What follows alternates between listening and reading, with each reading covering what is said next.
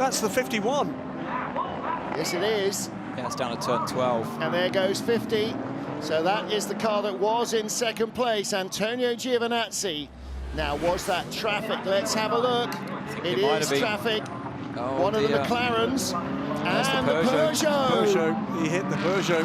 Ooh, there could be a penalty coming for that, and not just the time that he's lost on track. He was right at the apex. I'm not sure.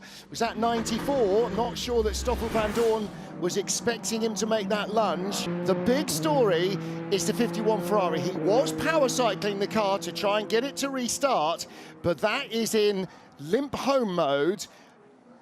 That is not good news. Now, the good news is he was close to the pit lane and he's got in there, and then they can get the laptops plugged in and try and persuade the car to play ball. The bad news is they're last and they're off the lead lap. I reckon he might have been in electric mode coming I back, think you're probably quite right. And that's the end of his energy. If we see the energy graphic now, I bet that is on absolutely zero. They're going to have to use human power. Jovi, you stay in the car for 5 seconds and then you jump out. We have a 5 seconds penalty, so stay in the car for 5 seconds. At the end of my countdown, you jump out. Not move, I don't know why. Okay. Let's see the energy graphic if we can, because I guarantee that's on zero. He has brought it home on electrical power, I'm sure you're right, and it's now stranded halfway between the fire lane and the working lane.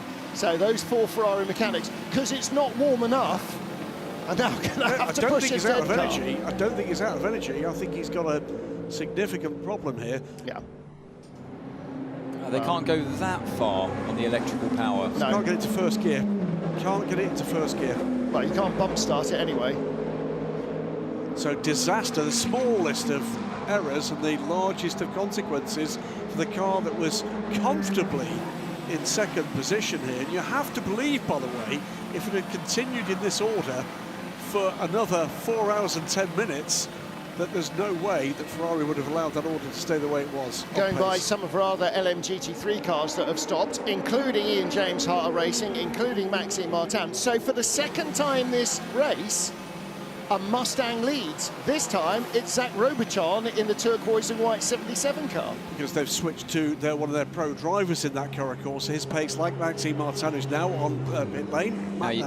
Now you got to do your 5 seconds once it's into the pit box. So. Yeah.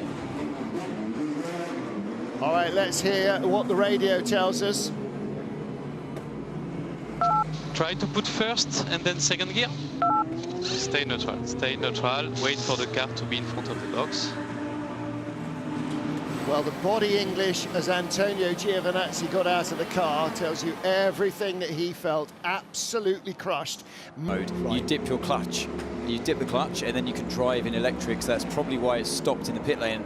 And then now the engine's running, he's trying to get it back into gear, but yeah, the car's on the wheels, it's going back into the garage. Yeah, hello, dollies, I'm afraid. What a shame. All right, so away it goes. So people at home might be thinking, all right, he's already a lap behind or 2 laps behind, wherever he is now, 3 laps behind. Why bother? What's the point? There's 18 cars, only 10 of them are going to score points. Clearly, they're a long way from that. Well, the point is that if it happened to them, it can happen to anybody else. And also what we know historically, having raced at this track before, is that there can be weather, and that can be carnage.